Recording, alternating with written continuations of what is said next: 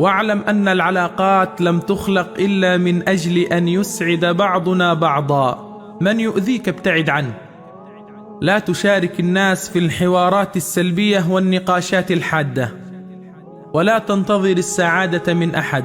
أسعد نفسك بنفسك. الاتصال الذي يزعجك لا ترد عليه. الجلسة التي ستضايقك لا تجلس فيها. المكان الذي سوف تذهب إليه ولن تشعر فيه بالراحة النفسية لا تذهب إليه. لا تحرق أعصابك من أجل أحد. توجد مرحلة في حياة الإنسان اسمها المرحلة الملكية.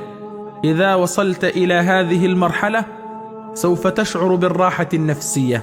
فعش حياتك بالطريقة التي تحبها، ولا ترهق نفسك في التفكير، فالله عنده حسن التدبير.